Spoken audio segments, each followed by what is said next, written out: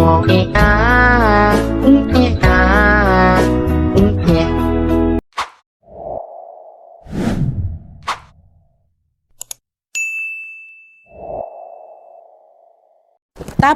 setiap kali polisi melontarkan pertanyaan tentang Gemma, tentang adiknya, Tony ini hanya memberi satu jawaban singkat. Hai, wassalamualaikum warahmatullahi wabarakatuh. Terima kasih sudah klik video ini. Gimana kabar kalian malam ini, wae? Semoga selalu berada dalam lindungan Allah Subhanahu wa taala dan selalu bisa berkumpul dengan orang-orang tercinta, wae ya. Keluarga dan para sahabat dekat kita itu adalah harta yang sangat luar biasa sekali. Semoga kita ini bisa selalu rukun dengan orang-orang terdekat kita ini semua. Nah, kenapa aku mengatakan hal ini, Wak?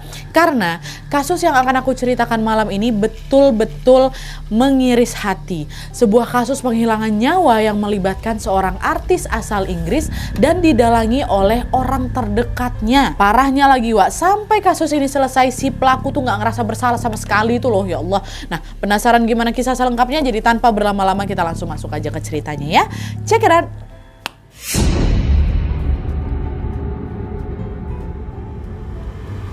Oke, Wak, kasus yang akan aku ceritakan malam ini merupakan tindak kriminal yang dialami oleh seorang artis asal Inggris yang bernama Gemma McCluskey, Wak. Nah, seperti biasa aku akan menceritakan dulu latar belakang dari si Gemma ini, Wak ya.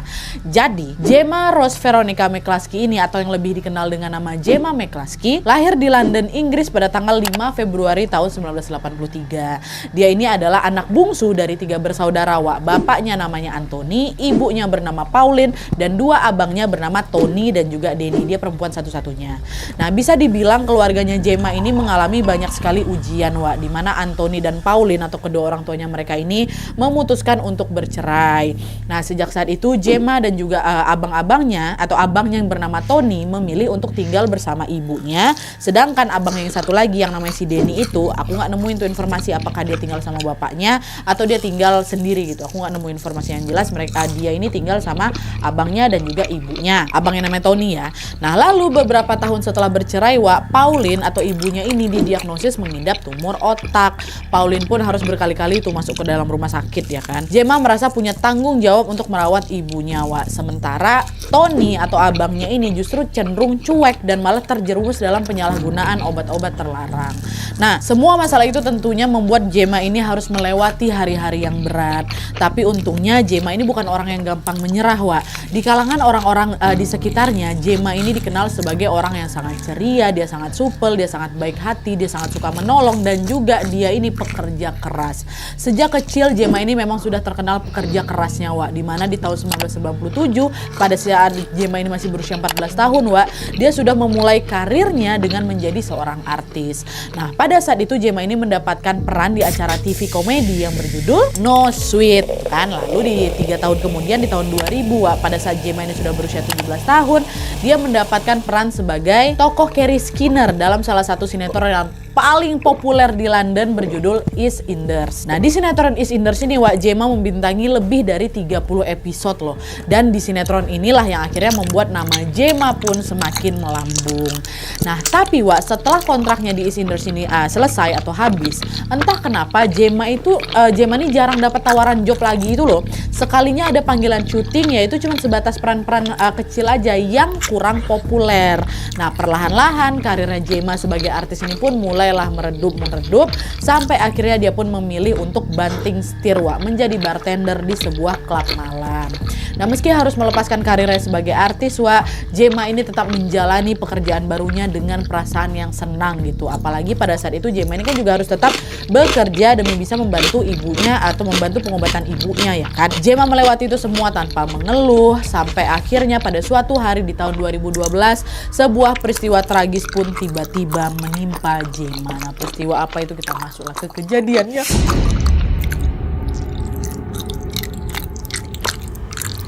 Nah, jadi ceritanya, Wak, pada tanggal 29 Februari 2012, Gemma yang waktu itu sudah berusia 29 tahun lagi menghadiri acara pembukaan rumah sakit yang ada di London. Nah, kebetulan anak dari temannya Gemma ada yang tampil, Wak, sebagai pengisi acara di pembukaan rumah sakit itu.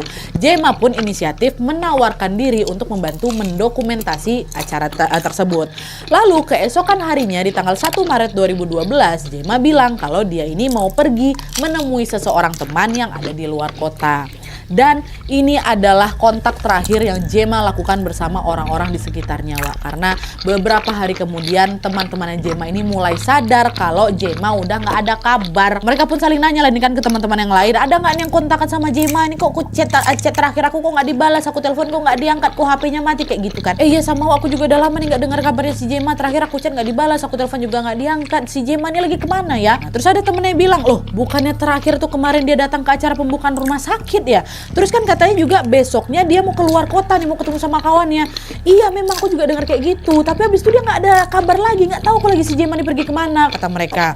Nah karena orang-orang mulai mempertanyakan di mana keberadaannya si Jema ini, Wak, Denny, abangnya satu lagi tuh yang misah dari Mama sama si Tony ini, langsunglah datang ke klub malam tempat si Jema itu bekerja. Mana dia, aku kok nggak ada kabarnya nih kan. Akhirnya pergilah dia ke tempat si Jema itu kerja. Nanyalah si Denny ini ke staff-staff yang ada di sana, ada yang nengok adik aku nggak si Jema? Nah tapi sayangnya para staff juga memberikan jawaban yang kurang lebih sama juga, Wak. Maaf Mas Denny, kami nggak tahu ya Jema itu di mana. Udah beberapa hari ini kami tuh nggak ngelihat dia. Bahkan kemarin waktu jadwal shift dia juga dia nggak masuk, kata mereka.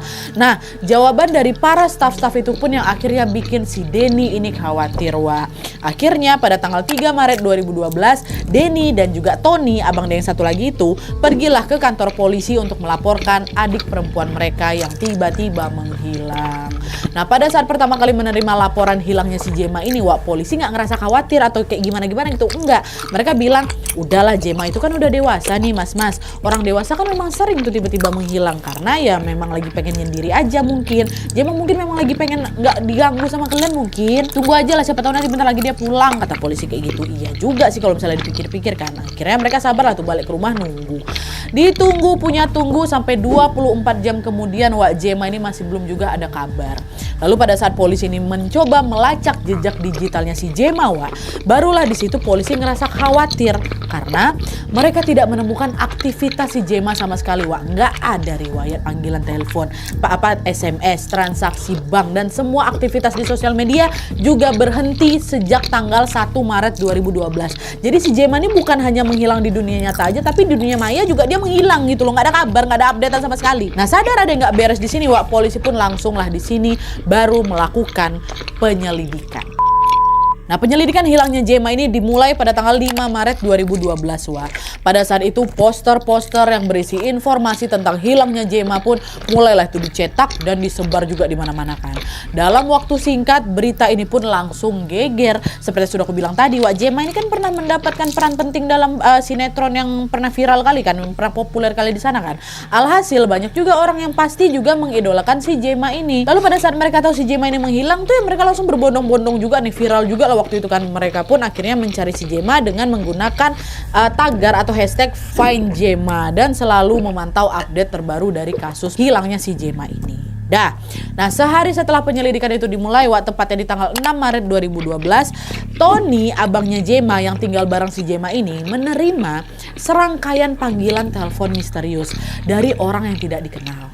Nah si penelpon ini bilang ke si Tony, kalau kau mau melihat Jema dalam keadaan hidup, maka kau harus membayar uang tebusan sebesar 2 juta pound sterling. Katanya 2 juta kurang lebih 40 miliar, kata si penelpon ini. Nah denger itu panik lah si Tony kan, kau ini siapa? Jangan main-main, kau cepet kau kasih tahu di mana adek aku mau bicara sama si Jema, kata gitu.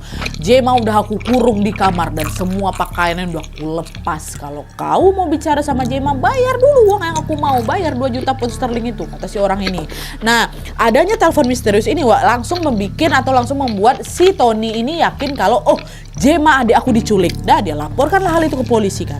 Polisi pun langsung dengan cepat melacak nomor HP si penelpon itu dan akhirnya ketahuan, Wak, kalau nomor itu adalah milik seorang remaja laki-laki berusia 19 tahun yang tinggal di luar kota. Kita sebut aja remajanya namanya A kan. Nah setelah mengantongi identitas si A di tanggal 8 Maret 2012, polisi pun langsung mendatangi rumahnya si A ini untuk melakukan penggeledahan dan juga penangkapan. Tapi sesampainya di sana polisi dibuat bingung karena mereka sama sekali tidak menemukan keberadaan Jema, Wak. Dan pada saat mereka menginterogasi si A ini, akhirnya terbukti kalau ternyata bukan si A yang melakukan panggilan misterius itu. Jadi sebenarnya panggilan tuh cuman tipuan aja, Wak. Nah, karena polisi tidak menemukan informasi apapun dari si A, ya udah polisi pun harus putar otak lagi ya kan untuk bisa melacak keberadaan si Jema. Enggak nih, bukan di sini gitu. Nah, bersamaan dengan itu, Denny, abang yang satu lagi ini juga terlibat aktif dengan segala upaya pencariannya si Jema, Wak. Sementara Tony, abangnya ini, abang saya satu lagi, lebih memilih untuk tetap berada di rumah karena dia tuh macam nggak sanggup gitu loh menahan rasa sedihnya. Si Tony bilang, udahlah, aku akan memantau pencarian Jema dari rumah aja. Kalau sewaktu-waktu Jema pulang, akulah yang harus ada di rumah untuk menyambut dia, kata. Jadi akhirnya yang lebih sibuk itu si Denny, Tony standby di rumah ya. Nah, adalah tuh kan, selang beberapa hari sejak penyelidikan itu dimulai, Wak, tepatnya pada tanggal 6 Maret 2012, termasuk Maret nih ya, polisi pun akhirnya mendapatkan petunjuk yang sangat-sangat menggegerkan, di mana pada hari itu, Wak, polisi mendapatkan laporan dari seorang warga setempat yang lagi belayar menggunakan perahu di sebuah kanal. Nah, lalu pada saat dia berlayar beberapa jauh, tanpa sengaja perahunya ini nabrak sebuah koper yang lagi mengambang di permukaan kanal. Nah, tabrakan itu membuat si koper ini belum sempat dia pegang, belum sempat dia dekati, gegara ketabrak, terbukalah si koper ini. Dan betapa terkejutnya si orang ini waktu dia melihat bahwa koper itu berisi bagian torso manusia, ada torso ya, cuman bagian torsonya aja, bagian kepala, kaki, tangan nggak ada, tapi torsonya aja ada di situ. Polisi dan tim forensik pun langsung bergerak memeriksa temuan torso itu, Wak, dan ternyata di bagian punggung korban terdapat sebuah tato yang sama persis dengan tatonya Jema. Lalu setelah dilakukan uji DNA, akhirnya potongan torso itu berhasil diidentifikasi sebagai Jema McCloskey, ketemu dalam keadaan terpotong tapi torsonya aja yang baru ketemu. Astagfirullahaladzim. Nah, sejak adanya penemuan ini, Wak, apa nggak langsung heboh kasusnya si Jema ini kan? Berita bukan tentang hilangnya Jema, tapi tentang kasus penghilangan nyawa Jema McCloskey, artis London kala itu. Polisi pun langsung segera melakukan penyelidikan lanjutan untuk mencari tahu siapa nih orang yang sudah tega menghilangkan nyawanya Jema. Ini kita masuk ke penyelidikan lanjutan.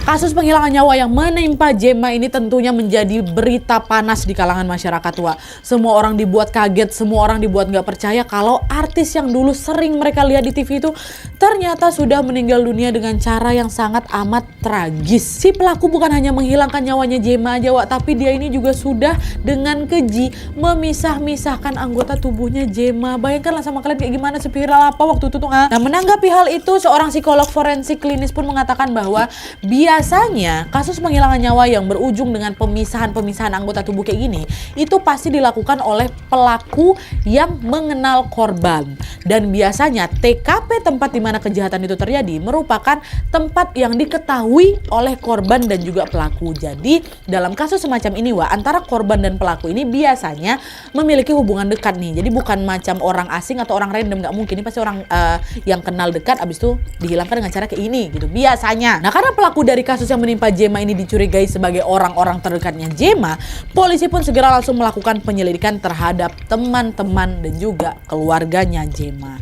Lalu pada saat polisi ini mencari tahu latar belakang dari masing-masing teman dan juga keluarganya si Jema ini, Wak, mereka menemukan ada satu orang yang sangat mencurigakan, yaitu, coba bisa kalian tebak nggak siapa?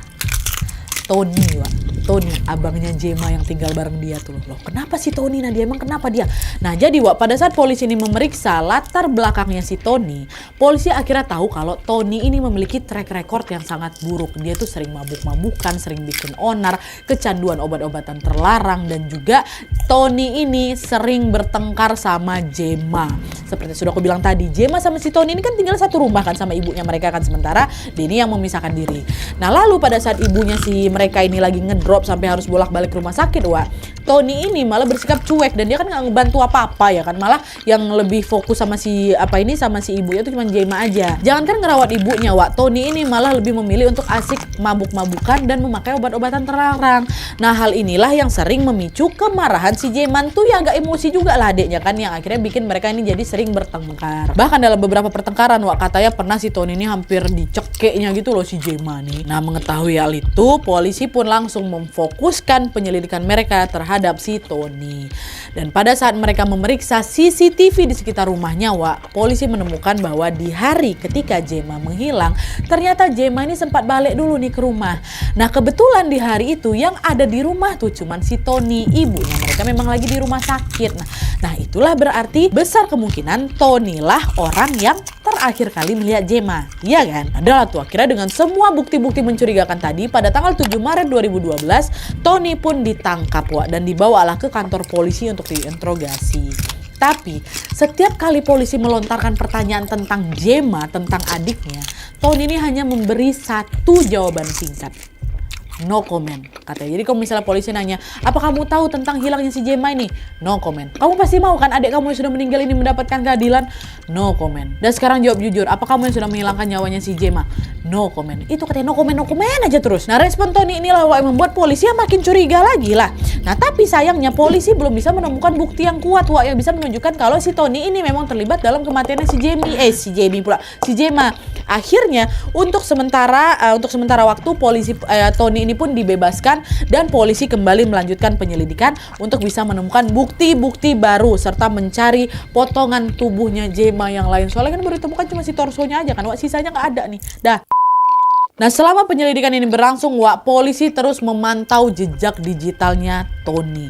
Dalam rentang waktu itu ternyata polisi mengetahui kalau Tony ini sempat beberapa kali ngirimin SMS ke nomornya Gemma. Isinya kayak gini. Dek, segera telepon Mas ya kalau kamu udah baca chat ini. Nanti malam kamu mau makan apa? Kamu masih kerja kah? Cepat pulang ya Dek, I love you, katanya kayak itu. Nah pada saat membaca pesan itu, polisi yakin kalau itu tuh cuma pesan abal-abal aja, Enggak, itu bukan tentang perhatian abang ke adeknya. Polisi udah curiga di situ. Kenapa? Karena pas polisi ngecek lagi riwayat chat-chat sebelumnya, di scroll lagi ke atas, Tony itu sama sekali nggak pernah bilang I love you ke Gemma, nggak pernah. Ya kok aneh nih, kok tiba-tiba kok baik kayak gini, ya kan? Dan selain itu chat-chat mereka ini juga sering isinya tuh kata-kata dingin gitu loh, macam orang lagi musuhan, yang ada kayak gitu isi chatnya. Polisi yakin kalau Tony mengirim chat itu ke Gemma hanya untuk pengalihan isu aja, supaya polisi tidak mencurigai dia sebagai abang yang jahat. Tapi segala usaha yang dilakukan Tony ini ya sia-sia, karena tidak lama kemudian polisi menemukan bukti baru yang semakin memberatkan posisinya. Bukti apa itu? Jadi pada tanggal 2 Maret 2012 atau sehari sebelum Tony dan Denny melaporkan hilangnya Gemma ke kantor polisi, Tony ternyata sempat memesan layanan taksi dengan nama Tom, ya kan? Nah lalu pada saat taksi ini datang menjemputnya ke rumah, rekaman CCTV menunjukkan bahwa Tony ini keluar dengan membawa koper yang kelihatannya berat kali, Tony itu kelihatan macam susah gitu nyeret si koper ini, sampai-sampai si driver itu nanya, Pak, apa isi koper itu kok kelihatannya berat kali? Tony bilang, oh ini isinya sound system Pak, tolonglah Pak bantuin saya masukin kopernya ke bagasi, katanya. Nah dengar jawaban Tony, sebenarnya si driver tuh nggak yakin kalau di dalam itu tuh ada sound system. Tapi karena si driver ini nggak mikir yang aneh-aneh, dia pun segera membantu si Tony untuk memasukkan ke dalam bagasi si koper itu kan. Lalu setelah semuanya beres, si driver ini pun langsung mengantarkan Tony ke alamat yang dituju. Dan alamat yang dituju sama si Tony ini adalah sebuah jalan besar yang tepat berada di samping kanal. Sesampainya di sana, ada lagi rekaman CCTV yang merekam pergerakannya Tony yang terlihat menyeret koper sambil berjalan turun mendekati kanal. Ada terekam semua di CCTV, kau megang koper, kau berangkatnya ke kanal. Nah semua bukti-bukti inilah yang semakin menguatkan dugaan kalau Tony memang terlibat dengan kematiannya Gemma. Semua buktinya sinkron, ya kan? Pertama, Tony terlihat keluar rumah dengan membawa koper. Sementara itu bagian torsonya Gemma juga ditemukan di dalam koper, ya kan, sinkron. Terus yang kedua, Tony memesan taksi lalu turun di dekat kanal. Sementara itu torsonya si Jenna juga kan ditemukan dia di kanal juga. Cocok juga ya kan? Jelas ini bukan sebuah kebetulan pasti ya. Akhirnya dengan semua bukti yang ada, tepatnya pada tanggal 10 Maret 2012, polisi pun kembali menangkap Tony. Kali ini Tony didakwa atas tuduhan penghilangan nyawa yang menimpa Gemma, adik kandungnya sendiri, Lalu nggak lama setelah si Tony ini ditangkap, polisi juga melakukan penggeledahan di rumah tempat Gemma dan juga Tony ini tinggal. Di dalam rumah itu polisi menemukan ada bercak-bercak darahnya Gemma di kamar mandi, pisau dapur dan juga lemari. Tapi bercak-bercak darah yang ditemukan di rumah itu jumlahnya nggak begitu banyak, Wak. Padahal kita semua tahu kan, aksi pemotongan anggota tubuh kan seharusnya meninggalkan jejak darah yang pasti luar biasa banyaknya. Tapi kenapa darah yang ditemukan di situ cuma bercak-bercak aja, cuma sedikit aja? Nah, hal inilah yang membuat polisi curiga, Wak. Apa mungkin pada saat si Tony ini memisah-misahkan anggota tubuhnya si Gemma, Tony menggunakan plastik sebagai alasnya biar darahnya nggak kesebar kemana-mana ya kan? Mungkin itu kan. Dan untuk membuktikan kecurigaan itu, Wak, polisi kembali menelusuri lagi tuh rekaman CCTV. Dan ternyata betul, polisi menemukan rekaman CCTV supermarket yang memperlihatkan Tony lagi belanja rokok, koran, sama kantong plastik besar yang biasa digunakan untuk ngangkut sampah tuh. Itu dibeli ke supermarket. Nah, semua bukti-bukti itu tentunya dengan jelas menunjukkan kalau Tony pasti terlibat. Tapi sampai di sini, Wak, polisi masih belum tahu pasti apa nih motifnya, gimana kronologi kejadiannya, dan apa yang menyebabkan si Gemma ini bisa meninggal ya kan. Diapain, kok apakan gitu kan. Dan FYI, Wak, dalam kebanyakan kasus mutilasi itu biasanya korban ini akan dihilangkan nyawanya dulu, baru habis itu itu kan. Nah, polisi yakin kalau Tony lah yang sudah ituin jasadnya si Gemma. Tapi polisi ini masih belum tahu nih apa yang sudah dilakukan sama si Tony sehingga si Gemma ini meninggal, atau apa yang dilakukan si Tony untuk menghilangkan nyawanya si Gemma. Entah itu ditusuk pakai benda tajam kah, dipukul pakai benda tumpul kah, dikasih racun kah, atau apa nih, polisi belum tahu. Nah, semua ini, Wak, merupakan informasi penting yang harus polisi temukan agar dia ini bisa menyeret Tony ke pengadilan. Dah lah tuh kan. Akhirnya untuk mendapatkan jawaban dari pertanyaan-pertanyaan tadi, Wak, polisi pun kembali menginterogasi Tony lagi. Polisi nanya lah ya kan, Tony, apa yang sebenarnya udah terjadi nih? Apa yang udah kau lakukan sama adik kandung kau sendiri, ha? Di mana kau buang sisa bagian tubuh lainnya, ha? Tony di situ jawab, saya nggak ingat, Pak. Saya nggak ingat pasti. Yang jelas di hari itu, di hari kejadian itu, Gemma emang sempat, Pak, balik ke rumah. Waktu itu Gemma ini agresif kali, kami juga sempat berdebat. Gemma marah sama saya karena saya nggak sengaja bikin kamar mandi itu banjir. Waktu itu saya memang sempat pergi ke kamar mandi, Pak. Saya lupa matiin keran air, makanya banjir lah itu kamar mandi. Padahal cuma gegara kejadian itu, Pak. Cuman omongan si Gemma ini nggak enak. Gegara itu aja dia tega nyuruh saya minggat dari rumah, Pak. Bayangkan lama Bapak. Iya, kesal saya. Tapi karena saya nggak mau ribut sama Gemma, akhirnya ya udah saya naik aja tuh ke lantai 2. Saya masuk ke dalam kamar. Napas saya nengok ke arah si Gemma lagi. Ternyata waktu itu Gemma udah berdiri di sebelah saya, Pak, sambil megang pisau. Dia mau nyerang saya. Dan, Pak, ini ya, hal itulah yang terakhir saya ingat. Setelah itu saya udah gak ingat apa-apa lagi. Itu katanya polisi jawab kan, masa kau gak ingat apa-apa lagi? Itu loh di CCTV kelihatan kau sempat ke supermarket belanja rokok juga, belanja plastik. Di rekaman juga kelihatan kau baru naik dari taksi, kau turun dari taksi, bawa koper yang sama juga, habis kau ke kanal. Masa kau gak ingat apa-apa? Masa kau yang ngelakuin ini semua yang kau gak sadar? Ya tapi memang betulan itu yang terjadi, Pak. Saya gak ingat apa-apa. Terakhir kali yang saya ingat, Gemma masih hidup. Saya juga bingung, Pak, kenapa Gemma itu bisa meninggal. Dan saya juga nggak tahu apa yang menyebabkan Gemma meninggal. Kayak saya amnesia lah, Pak. Katanya kayak gitu, Wak. Itu kata si Tony. Nah, karena apa yang diucapkan sama si Tony ini masih belum bisa menjawab misteri ini, atau misteri tentang bagaimana kronologi kejadian yang sebenarnya. Alhasil penyebab pasti kematian si Gemma tuh masih belum juga terungkap. Bisa-bisa ini bilang di amnesia ya. Macam dia nggak mau kasih tahu kronologinya tuh loh, Wak. Dia cuma terakhir bilang dia kesal gara-gara si Gemma ini marah-marah. Dia ngebanjirin kamar mandi, habis itu dia lupa, habis itu kayak gimana cerita saya nggak tahu, Pak. Nah, sebenarnya, Wak, masih ada cara lain yang bisa ditempuh untuk bisa menjawab misteri tentang penyebab meninggalnya Gemma ini, Wak, yaitu dengan melakukan uji forensik pada jasadnya, ya kan? Tapi sayangnya pada saat itu, Wak, bagian tubuhnya Gemma yang ditemukan kan baru torsonya aja kan. Sedangkan bagian tangan, kaki, kepalanya kan belum ketemu sama sekali nih. Hal itulah yang akhirnya membuat tim forensik ini kesulitan dalam melakukan penyelidikan, Wak. Nah, akhirnya sejak saat itu polisi pun memfokuskan penyelidikan mereka dengan menyisir seluruh area kanal untuk bisa mencari potongan tubuh Gemma yang lain.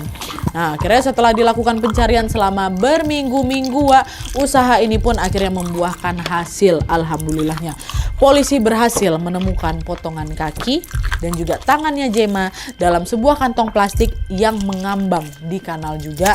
Lalu di tanggal 9 September 2012 atau 6 bulan setelah Gemma ini dilaporkan menghilang, Wak, seorang warga setempat yang lagi membersihkan kanal juga tanpa sengaja menemukan ada kantong plastik yang berisi kepalanya Jema. Akhirnya tanpa membuang waktu lagi, semua potongan tubuh itu pun dibawalah ke rumah sakit untuk dilakukan uji forensik. Nah, setelah diselidiki atau diteliti, tim forensik pun menemukan ada luka fatal di bagian tengkoraknya Jema yang menunjukkan bahwa Jema ini sudah dipukul sebanyak kurang lebih 2 kali menggunakan benda tumpul. Dan pukulan itu menyebabkan pendarahan di bagian kepalanya. Dan tim forensik ini menyatakan bahwa pukulan itulah yang menyebabkan Jema langsung meninggal dunia. Tuh katanya. Dan selain itu dari bekas luka di tubuhnya Jema, tim forensik ini juga meyakini bahwa Jema ini sudah dipisah-pisahkan sekitar 2 jam setelah dia meninggal. Nah, adanya laporan dari tim forensik ini membuat polisi mendapatkan gambaran kronologi kejadian yang lebih lengkap lagi. Lalu tanpa membuang waktu lagi, polisi pun langsung segera menyeret Tony ke persidangan. Nah, sidang perdana kasus ini dilaksanakan di tanggal 14 Januari 2013. Selama persidangan berlangsung, si Tony ini masih menyangkal semua perbuatannya. Dia bilang kalau dia ini betul-betul nggak ingat dengan apa yang sebenarnya terjadi di hari itu. Dia tetap kekeh bilang, yang saya ingat pada saat itu Jema datang ke rumah dan dia berkali-kali neriakin saya. Jema bilang, kau udah mau pergi nggak dari rumah ini? Kapan kau pergi dari rumah ini? Kau pergi nggak dari rumah ini? Kayak gitu. Saya kaget adik saya ngomong kayak gitu sama saya. Kok rasanya Jema ini lagi ngusir saya dari rumah orang tua saya. Saya betul-betul marah dari situ. Tapi habis itu saya udah nggak ingat lagi apa yang terjadi setelahnya. Betul. Saya udah berkali-kali kan bilang ke Pak Polisi, saya amnesia. Saya nggak ingat sama sekali. Dan untuk membuktikan ucapannya Tony, pihak berwajib pun mendatangkan ini tim medis kan ke persidangan. Dan di sana mereka semua membantah ucapannya Tony, Berdasarkan hasil pemeriksaan, Tony ini dinyatakan sehat walafiat sehingga dia diyakini sudah melakukan semua kejahatan itu dalam keadaan sadar. Apa? Orang kok sehat-sehat aja, kok nggak ada amnesia, pada pandai gue aja. Nah, adalah tuh kan, akhirnya setelah melalui proses persidangan yang alot, di tanggal 30 Januari 2013, Tony pun dinyatakan bersalah atas penghilangan nyawa yang menimpa adik kandungnya Jema. Tony dijatuhi hukuman penjara seumur hidup dan baru bisa mengajukan banding setelah dipenjara minimal 20 tahun. Dan setelah Tony dijebloskan ke penjara, ayahnya Anthony, masih ingat kalian kan, masih dengan setia memberikan dukungan untuk Tony. Bahkan Anthony ini masih sering mengirim surat dan datang menjenguk Tony ke penjara. Awalnya memang hal ini menuai banyak sekali pro kontra. Kenapa sang ayah masih mau mendukung Tony yang jelas-jelas dia sudah menghilangkan nyawa adiknya sendiri, anakku yang lain, anakku yang terkecil, dengan cara yang tragis pula, ya kan? Nah, menanggapi pro kontra itu, Anthony atau ayah mereka ini cuma bilang, Jema anakku sudah pergi. Aku sudah kehilangan satu anakku. Aku tidak mau kehilangan anakku lagi. Walaupun apa yang sudah dilakukan Tony ini sangat jahat, sangat salah, dia tetap anakku. Dia darah dagingku. Itu katanya, Dan selama bertahun-tahun Anthony ini masih selalu mengunjungi Tony dan masih selalu rutin mengirimnya surat. Sampai akhirnya pada suatu hari Anthony, sang ayah ini sadar. Di setiap surat yang ditulis sama Tony, atau balasan surat dari Tony, Tony sama sekali tidak pernah menunjukkan penyesalan sedikit pun. Bahkan Tony ini juga nggak pernah menyebut nama Jema. Dia nggak ada nyesel-nyeselnya, dia nggak ada minta maaf yang nggak ada sama sekali. Disitulah baru bapak kecewa kali. Padahal kalau misalnya Tony ini mau minta maaf dan menyesali semua perbuatannya, Anthony ini sang ayah ini bisa berbesar hati loh buat maafkan. Tapi sayangnya Tony ini tetap merasa bahwa dirinya itu tidak bersalah, dan sikap Tony yang demikian inilah yang akhirnya bikin Anthony pun muak dengan sendirinya, hingga akhirnya Anthony pun menulis surat terakhir untuk Tony yang berisi, Tony, ayah sudah selesai. Mulai hari ini ayah akan pergi dari hidup. Ya Allah, aduh merinding aku, sedihnya. Oke, jadi itu tadi kasus kriminal penghilangan nyawa yang menimpa Jema. Ini adalah salah satu kasus yang menurutku sangat-sangat mengiris hati. Sepanjang kasus ini tuh aku masih nggak habis pikir tuh, kok ada kakak yang tega ngabisin adiknya sendiri. Dan bahkan nggak cuma ngabisin aja ya kan, tapi ya Allah, dipisah-pisahkan tuh. Ya Allahu Akbar. Kira-kira apa yang dirasakan sama Tony waktu ngelihat wajah si Jema tuh loh waktu saat kejadian. Kok nggak tengok muka adek kau tuh, Kok sampai nggak ada rasa sedihmu sama sekali itu ngelihat adek kok mati di tangan gue sendiri. Terus ditambah lagi, ya Allah, gimana lah perasaan orang tuanya ya. Siapa yang sangka kalau kedua anaknya yang mereka lahirkan, mereka besarkan dengan sepenuh hati ini malah berujung tragis seperti ini. Ya Allah, aduh, nggak bisa kebayang sih aku, astagfirullahaladzim. Marilah kita doakan sama-sama semoga keluarga yang tinggalkan diberikan kesabaran dan juga ketabahan sebesar-besarnya, dan semoga Tony dapat hidayah kok Tony, semoga ketobat kok Tony, dan semoga juga Jema mendapatkan tempat terbaik di sisi Tuhan Yang Maha Esa. Oke. Wah, jadi ya gitulah dia ya kan, semoga sekian dulu videonya. Terima kasih banyak yang sudah menonton. Kalau kalian suka video ini, klik like-nya, jangan lupa komen di bawah dan ulang. Oke, Wak, jadi sekian dulu videonya. Terima kasih banyak yang sudah menonton. Kalau kalian suka video ini, klik like-nya, jangan lupa komen di bawah untuk ide dan saran-saran untuk video selanjutnya. Jangan lupa nyalain notifikasinya supaya kalian tahu kalau aku upload video baru. And as always, jangan lupa untuk klik tombol subscribe supaya kalian sama-sama tahu informasi menarik dan menegangkan dari channel aku. See you next video, Wak. Bye.